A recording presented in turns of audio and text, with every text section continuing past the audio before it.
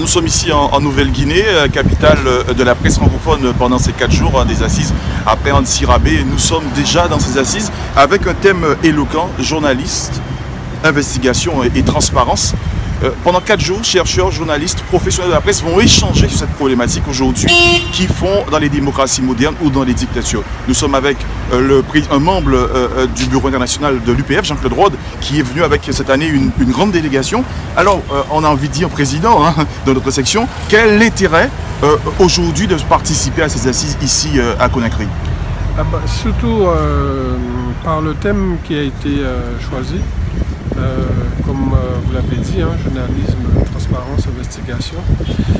Parce qu'on se rend bien compte avec toutes les affaires qui sortent à la fois chez nous et aussi à l'international, de la nécessité que les journalistes soient de plus en plus, j'allais dire, combatifs pour faire sortir la réalité qui n'est pas celle souvent qu'on veut nous montrer. Et aussi à travers ce thème, il y a aussi le rôle de plus en plus prégnant qu'auront les lanceurs d'alerte. Et on l'a vu au niveau international, on l'a vu aussi récemment chez nous en Guadeloupe, avec l'affaire de Port-Louis, de l'occupation illégale de la bande maritime, qui a été dénoncée par une lanceuse d'alerte. Et on a vu tout de suite la réaction des médias qui ont investigué, la réaction aussi des autorités, donc ce qui a permis de clarifier la situation et pourquoi pas de voir les solutions apportées pour que ce type de pratique ne se renouvelle plus. Et nous, à l'UPF Guadeloupe, nous sommes très sensibles sur ces questions d'éthique et de déontologie. Et pour notre participation active à ces assises, hier, lors du comité international qui s'est tenu en préambule des assises, le président Madiane Baldiane a insisté lourdement sur la transparence. Alors, c'était sur le point financier, mais aussi sur la transparence dans les pratiques, journalistiques. Et il faut vraiment que nous mettions un point d'honneur à respecter cette charte éthique et de déontologie qui structure même notre fonction, notre métier de journaliste. Vous allez animer pendant ces assises un atelier, on pourrait en savoir en préambule? Alors, l'atelier dans lequel je vais intervenir porte justement sur la frontière qui existe entre lanceurs d'alerte et journalistes, et de savoir un peu comment évolue aussi la législation en la matière.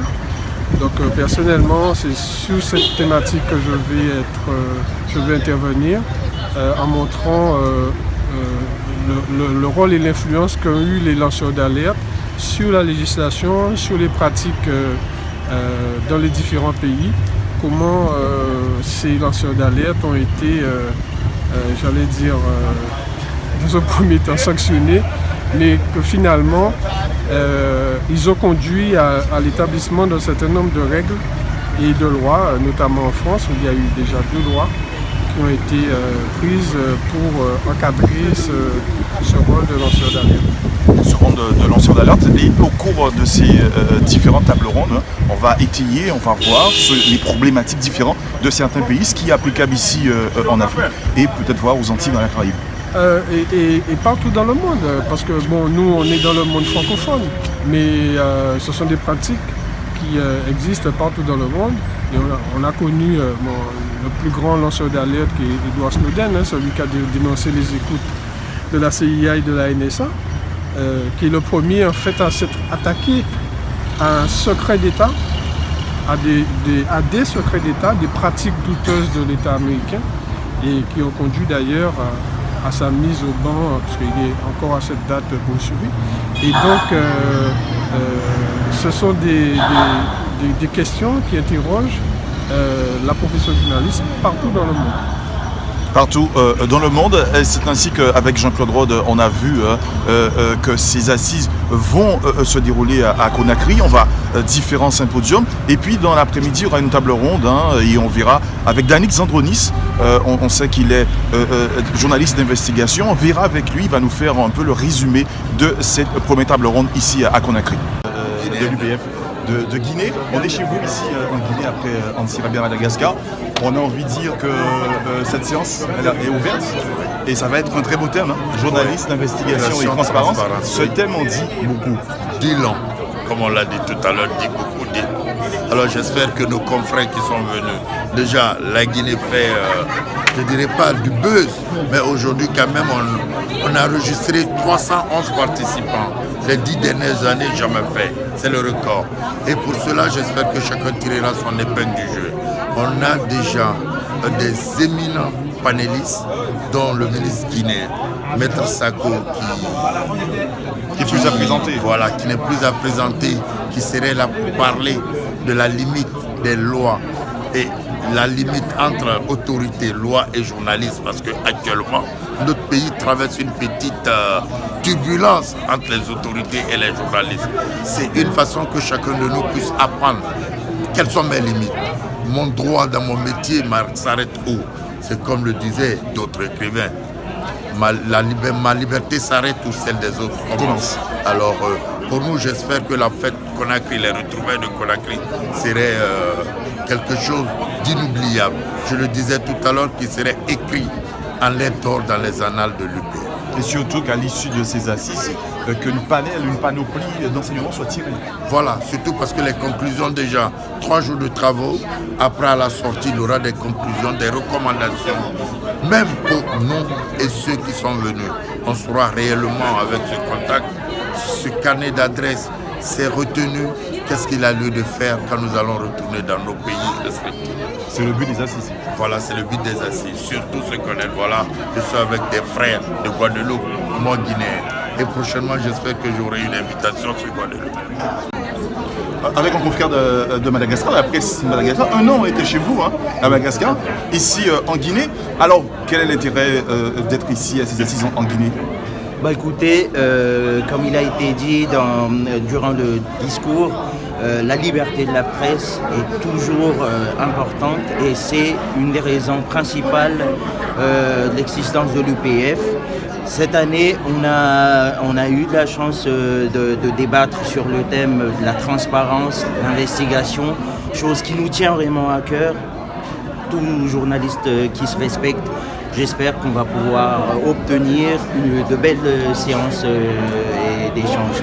On sait que chez vous à Madagascar, cette problématique avait été un peu abordée l'année dernière. Aujourd'hui, un an après, comment avancent les choses? Tout à fait. La section malgache travaille d'arrache-pied actuellement au suivi de la promesse faite par son Excellence Monsieur le Président de la République, notamment par rapport à l'interpellation faite par l'UPF sur l'ouverture d'une table ronde pour discuter à nouveau sur le code de la communication.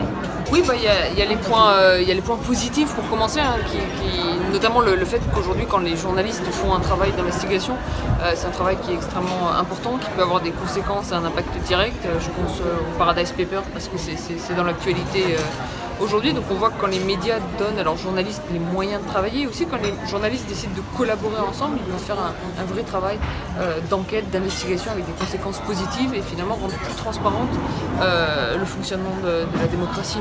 Alors là où c'est plus négatif, c'est que dans la plupart des pays, malheureusement, les journalistes n'ont pas les moyens de faire correctement leur travail et qu'ils sont soumis à la pression de différents groupes d'intérêt. Parfois, c'est le pouvoir politique.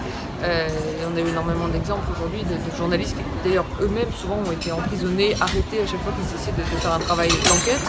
Il y a le pouvoir de l'argent qui peut prendre soit la forme des publicitaires, qui essaient parfois d'intervenir, et qui finalement utilisent l'instrument publicitaire comme un instrument de censure, et puis il y a le pouvoir des actionnaires, et on a un vrai journalisme, transparence, investigation. Le thème de ces assises, aujourd'hui on a un vrai problème de transparence quant à l'actionnariat des médias un peu partout dans le monde. Oui, je pense qu'il faut créer des nouveaux modèles pour les médias, notamment des nouveaux modèles juridiques. Et je pense que les médias doivent prendre de plus en plus la forme de fondation, c'est-à-dire sortir de la logique de marché. Je défends l'idée de société de médias à but non lucratif, donc ce serait des médias financés directement par les citoyens, les lecteurs qui deviendraient actionnaires de leurs médias et les journalistes aussi, qui ont tout intérêt à devenir actionnaires de leurs médias. Je pense que si les journalistes veulent retrouver leur indépendance, il faut qu'ils prennent leur avenir en main, c'est-à-dire qu'ils créent leurs propres médias, qu'ils investissent dans ces médias, que les citoyens investissent également et qu'on puisse avoir, par exemple, si c'est une fondation, à travers des dons, déductions fiscales, si jamais il y a des dons, une intervention indirecte des pouvoirs publics, c'est-à-dire des aides publiques aux médias avec, par exemple, des taux d'imposition moins élevés, mais de manière très neutre, parce qu'on sait également qu'une des menaces qui pèsent sur les médias aujourd'hui, c'est le pouvoir politique qui peut utiliser l'argent comme un instrument de censure. Je pense que j'ai longtemps travaillé sur les questions de vote, de participation politique. C'est des problématiques qui m'intéressaient beaucoup, de responsabilité du gouvernement. Pourquoi on vote ? Comment on vote ? Qu'est-ce qui fait qu'un citoyen choisit tel ou tel parti politique ? Et en fait, tout de suite, la question de l'information est arrivée au centre de mes recherches. Et pour comprendre finalement pourquoi les gens votent et comment ils votent, il faut voir comment ils s'informent.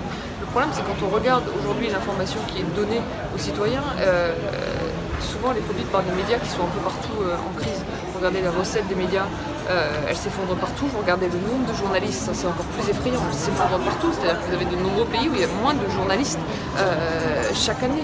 Vous avez moins de journalistes qui sont payés pour couvrir ce qui se passe dans un monde qui pourtant est de plus en plus complexe. Vous regardez les médias existants, vous avez une taille de la rédaction qui est de plus en plus petite. Avec moins de moyens. Avec moins de moyens pour travailler. Alors il y a des gens qui vont vous dire, oui écoutez c'est comme ça, c'est une profession qui va disparaître.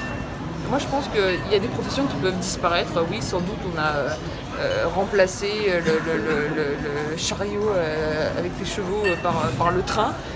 C'est pas grave, ça c'est le progrès technique, mais le journalisme ça ne peut pas disparaître parce qu'on en a besoin pour le fonctionnement de notre démocratie. C'est pour ça que je pense que très profondément il faut sauver les médias. C'est pas les médias comme objet, il faut sauver la production d'une information indépendante et de qualité.